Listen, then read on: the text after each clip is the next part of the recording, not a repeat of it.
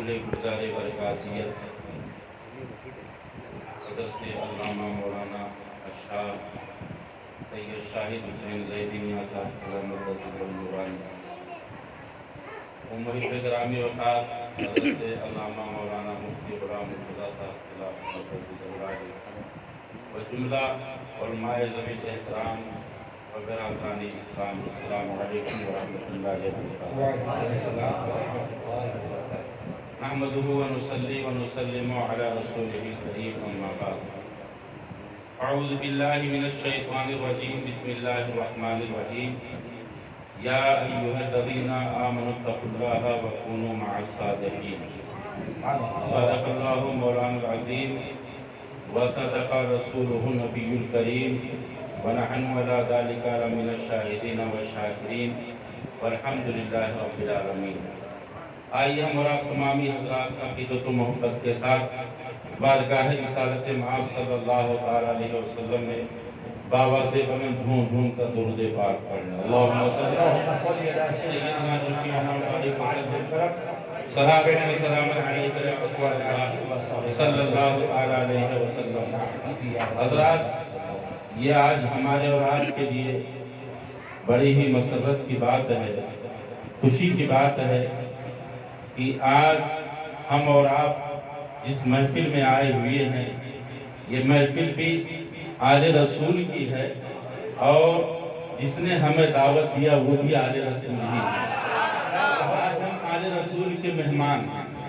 ये हमारी कितनी बड़ी खुशकिस्मती है कि आज हमें सरकार मदीना के नवासे ने दावत दी, नवासे ने बुलाया है। तो आएंगे तो इंशाअल्लाह खाली नहीं जाएंगे, दामन बुराक भर कर लेके। और फिर ये ऐसे शहजादे हैं सुभान अल्लाह कि जिन शहजादों के बारे में गौसे पाक ने फरमा दिया कि जो तुमसे निस्बत बरकरार रखेगा उसे मैं जन्नत में लेकर जाऊंगा। अल्हम्दुलिल्लाह आज हम उनके मेहमान बने हैं। हज़रात, ये कोई लंबी चौड़ी तकरीर करने का वक्त नहीं है, बस मैं मुख्तसर वक्त के लिए 10 मिनट के लिए हाजिर हुआ हूँ। आज की जो महफिल है, आज का ये जो बज़्म है, इसी मकसद के तहत रखा गया है। यह है सरकार अहमद नूरी मियां रहमतुल्लाह ताला अलैह के इसाले सवाब के लिए, और सरकार के सदक़े में इसके अज़ाइम कुछ और हैं।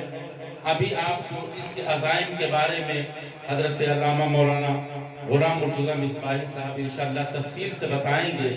बताना मैं ये चाह रहा हूँ कि आज हम सब मेहमान हैं सरकार के, और इस महफिल का के इंतज़ाम इंसराम हज़रत अल्लामा मौलाना गुलाम मुर्तज़ा मिसबाही साहब ने किया है, क्योंकि इन पर भी सरकारों का बेहिसाब बेपनाह फैज़ है।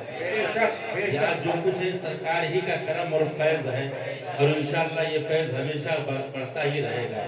तो अज़ीज़ान गिरामी, जिस अज़ाइम के तहत आए हैं यहाँ, इंशाअल्लाह वो आज हम अपने दिल में इरादा करके जाएंगे कि इंशाअल्लाह उसमें हम बढ़ चढ़ कर हिस्सा लेंगे।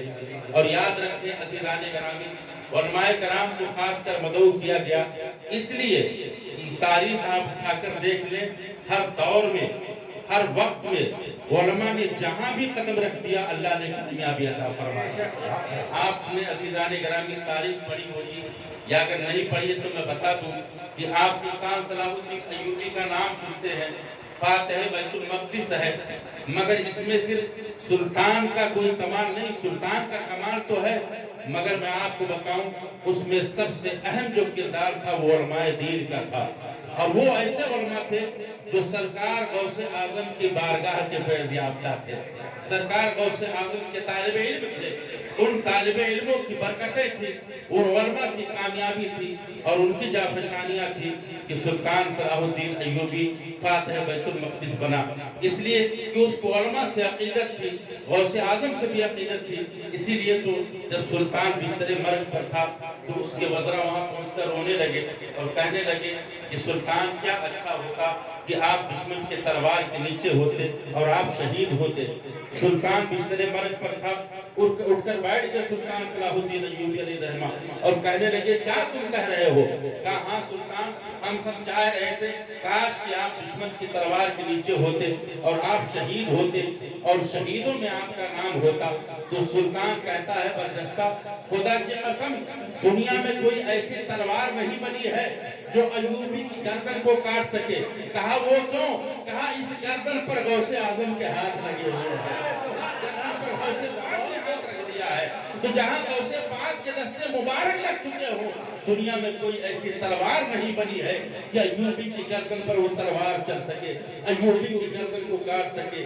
عزیزان گرامی بتانا چاہ رہا ہوں اس غوث پاک کے شہزادے ہیں, اس غوث پاک کے گھرانے کے یہ ہیں حضرات. ان کا فیض لے کر جو ہے برکاتی سے جو ہے برکاتی شکل میں ہمارے اور آپ کے درمیان جلوہ فرما ہے حضرات محترم. اس لیے میں بتانا چاہتا ہوں کہ علماء کرام اگر کوئی تہیہ کرنے, ارادہ کرنے, عزائم لے لے تو بڑی بڑی منزلیں بھی, بڑی بڑی مشکلیں بھی آسانی سے طے ہو جاتی ہیں, کیونکہ ان پہ سرکاروں کا کرم ہے, یہ سرکاروں کا فیض ہے. اور خود میرے آقا صلی اللہ علیہ وسلم نے جو فرما دیا والعلماء ورثۃ الانبیاء, علماء انبیاء کے وارث ہیں.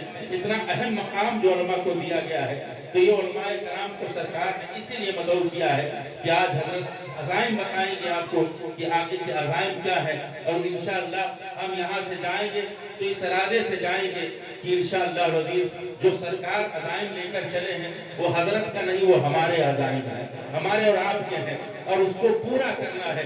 اس لیے کہ ہمیں کچھ نہیں, بس ہمیں تو سرکار کی دعا چاہیے. اس لیے کہ عزیزان محترم اگر انہوں نے دعا کر دی خدا کی قسم وہ دعا ہمارے لیے یہاں بھی کام آئے گی اور آخرت میں بھی کام آئے گی. اگر آقا کے نواسے ہمارے لیے دعا کر دے, آقا کے شہزادے دعا کر دے, دعا تو ویسے دعا کو مقبول عبادت کہا گیا, عبادت کا مقصد کہا گیا. اور پھر جب سرکار دعا فرمائے, آل رسول ہمارے اور آپ کے لیے دعا کرے تو بتاؤ پیارے اس دعا کا اثر کیا ہوگا. بات آ گئی تو ایک حدیث عرض کر دوں کہ میرے آقا صلی اللہ علیہ وسلم تشریف فرما ہے, انجمن صحابہ لگی ہوئی ہے, ایک جہاں جوان صحابی آقا کی بارگاہ میں بیٹھے ہوئے ہیں. میرے آقا نے اس صحابی سے اپنے کہا کہ تم روزانہ آتے ہو مگر تم نے کبھی اپنی خواہش ظاہر نہیں کی. وہ غریب صحابی تھے, کہنے لگے آقا میں غریب ہوں اور غریب کی کیا خواہش ہوتی ہے. میرے آقا نے مسکرا کر فرمایا اگر کوئی خواہش ہے تو بتاؤ. عرض کرتے ہیں آقا دو خواہش ہے. میرے آقا نے فرمایا کون سی خواہش ہے. کہنے لگے یا رسول اللہ میں غریب ہوں, میں نے کبھی زندگی میں میٹھا حلوہ نہیں کھایا تھا, سوچتا ہوں مرنے سے پہلے میٹھا حلوہ کھا لوں. اور دوسری خواہش یہ ہے کہ آقا میں جوان ہوں, شادی کرنا چاہتا ہوں مگر غربت کی وجہ سے کوئی اپنی بچی میرے نکاح میں دینا نہیں چاہتا. یہ کہہ کر وہ صحابی بیٹھ گئے, محفل چالو رہی. وہ صحابی اٹھ کر وہاں سے چلے گئے. ابھی وہ صحابی گئے ہی تھے کہ جبریل امین آئے آقا کی بارگاہ میں, یا رسول اللہ آپ کا رب آپ کو سلام پیش کر رہا ہے اور آقا رب کی طرف سے میں آیا ہوں اور میں لوح محفوظ پڑھ کر آیا ہوں. آقا نے فرمایا جبریل معاملہ کیا ہے. عرض کرتے ہیں یا رسول اللہ یہ جو صحابی ابھی آپ کا پیارا بیٹھا تھا اور آپ سے اپنی خواہش کا اظہار کر رہا تھا, کل ظہر کے بعد اس کا انتقال ہو جائے گا. اتنا سننا تھا. میرے آقا غمزدہ ہو گئے کہ وہ صحابی جس کی خواہش پوری نہیں ہوئی ہے اس کا کل انتقال ہو جائے گا ظہر کے بعد. جبریل کہتے ہیں آقا میں لوح محفوظ پڑھ کر آ رہا ہوں, کل ظہر کے بعد اس کا انتقال ہو جائے گا. میرے آقا صلی اللہ علیہ وسلم نے فوراً بلال کو بلایا, کہا بلال ایسا کرو جاؤ ابو بکر عمر کو بلا کے لاؤ, عثمان و علی کو بلاؤ, طلحہ زبیر کو بلاؤ. سارے صحابہ کو بلال نے مسجد نبوی میں جمع کر دیا. اس کے بعد میں اس صحابی کو بلایا گیا. وہ صحابی آئے. میرے آقا نے کہا عثمان ایسا کرو اپنے گھر جاؤ اور آج ایسا حلوہ بناؤ کہ جیسا حلوہ تم مالدار ہوتے ہوئے کبھی زندگی میں تم نے نہیں کھایا ہے. آقا کا حکم ہونا تھا. عثمان غنی اٹھے, گھر گئے اور یقیناً ایسا حلوہ بنایا کہ خود غنی ہوتے ہوئے کبھی زندگی میں ویسا حلوہ نہیں کھایا تھا, کیونکہ آج مصطفیٰ کا حکم تھا, ان کے عاشق کو کھلانا تھا. عثمان غنی گئے گھر اور جا کر ایسا لذیذ حلوہ تیار کیا اور لا کر آقا کی بارگاہ میں پیش کر دیا. آقا نے اپنے پیارے صحابی کے ہاتھ میں دیا. کہنے لگا آقا میں روزے سے ہوں, شام کو افطار کروں گا اسی حلوے سے. اس کے بعد میرے آقا فرماتے ہیں تم شادی کرنا چاہتے ہو. ہاں یا رسول اللہ. میرے آقا چاہ رہے ہیں کل ظہر سے پہلے اس اپنے پیارے صحابی کی دو दोनों ख्वाहिशें पूरी कर दी जाए। कहा किससे करोगे शादी? कहने लगे या रसूल अल्लाह, मैं गरीब हूँ, जिसके यहाँ भी रिश्ता लेकर जाता हूँ हर कोई इनकार कर देता है, लेकिन आका मैं चाहता हूँ कि मेरे चचा जो कबीले बनी सलीम के सरदार हैं, उनकी एक बेटी है, मैं उससे निकाह करना चाहता हूँ। आका ने फरमाया क्यों? अर्ज़ करते या रसूल अल्लाह, मैंने देखा है कि वो मेरे चचा की बेटी जब वो मुसल्ला बिछाती है और वो सजदे में जाती है तो सुबह की सफेदी नजर आने लगती है, मगर सजदा खत्म नहीं होता। या रसूल अल्लाह, मैं चाहता हूँ कि अगर उससे मेरा निकाह होगा तो दोनों मुसल्ले पर रात भर बैठकर मियाँ बीवी अपने रब को मनाते हुए नजर आएंगे, यार को मनाते हुए नजर आएंगे। तो मैं चाहता हूँ उस खातून से मेरा निकाह हो जो तहज्जुद गुजार हो, जो इबादत गुजार हो, ताकि मियाँ बीवी जब मुसल्ले पर बैठे तो इबादत का मजा आए। मेरे आका ने फरमाया जाओ अपने चचा को बुला कर लेकर आओ। गए, फौरन चचा को बुला कर लाए। लाने के बाद मेरे आका ने कहा तुम अपनी बच्ची का रिश्ता इनसे कर दो। हजरात वो सहाबी को लिए और लेकर अपने घर गए। तो जाने के बाद अपने भतीजे सहाबी को बाहर बिठा दिया और कहा भतीजे रुको, मैं जरा अपनी बेटी से मशवरा कर लूं। ये समझ गए कि बेटी से मशवरा करने का मतलब ये है कि वो इनकार करना चाहते हैं। जब जाकर बेटी से मशवरा करके बाहर आते हैं तो अजीज़ान गिरामी अभी वो कुछ कहते कि ये सहाबी उठकर जाने लगे। जब उठकर जाने लगे तो अल्लाह अकबर, पर्दे के पीछे से उस बच्ची की आवाज आती है, कहती है आ जाने वाले सहाबी रुक जाओ, कहाँ जा रहे हो? बाप कहता है बेटी मैंने इनकार कर दिया है, इसलिए कल मदीना की बच्चियां तुझे ताना देगी कि तेरा बाप कबीले का सरदार होते हुए भी एक गरीब से तेरा निकाह कर दिया, एक गरीब से तेरा रिश्ता कर दिया, तो तू क्या जवाब देगी? बेटी ने कहा बाबा तुम रिश्ता कर दो, जब मदीना की बच्चियां पूछेंगी कि तुम्हारे बाप ने गरीब से रिश्ता कर दिया तो मैं फख्र से कहूंगी कि तुम्हारे शोहरों का इंतखाब तुम्हारे बाप ने किया था, मेरे दूल्हे का इंतखाब मदीने वाले ने किया था। मसलके आला हज़रत फैज़ाने मायदा शरीफ, नारे तकबीर, नारे रिसालत। हज़रात फौरन उस बच्ची ने कहा बाबा रिश्ता कर दो, मुझे फख्र है कि मेरे दूल्हे का इंतखाब सारी कायनात के मालिक मुख्तार ने किया है, इससे बढ़कर और क्या हो सकता है। फौरन अज़ीज़ाने गिरामी निकाह कर दिया गया मस्जिद नबवी में।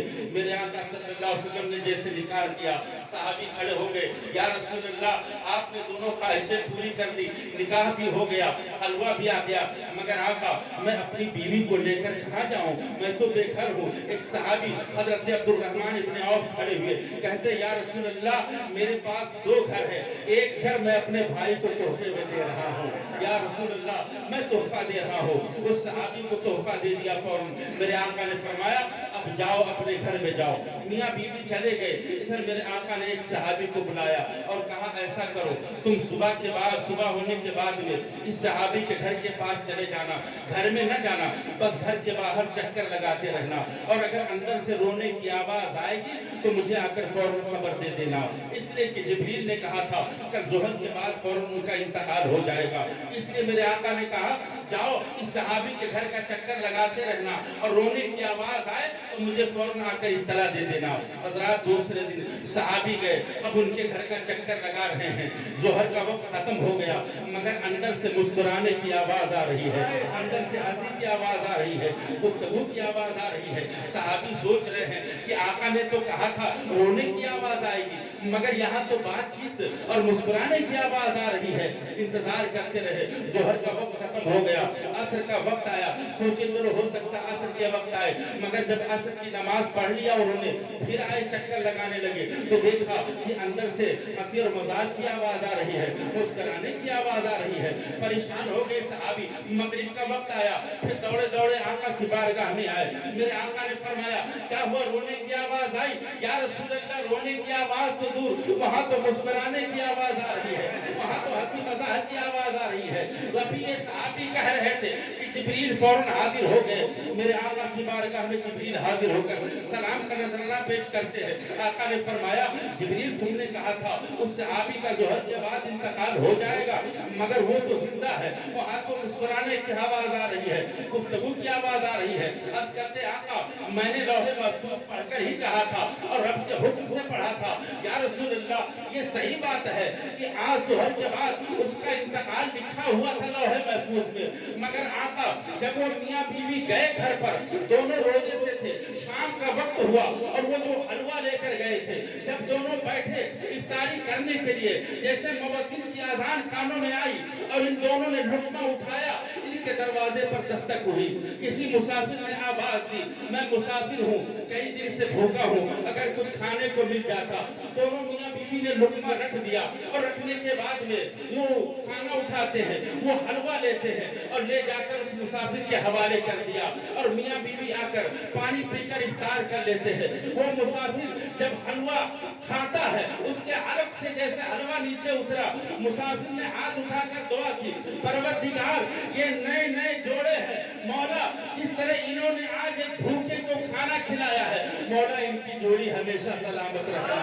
یا رسول اللہ اس کی دعا نکلنی تھی، رب تبارک و تعالیٰ کا حکم ہوا، جبریل اب اس میرے بندے کی موت کی تقدیر کو حیات میں بدل دو، اس نے میری رضا کی خاطر سب کچھ قربان کر دیا ہے۔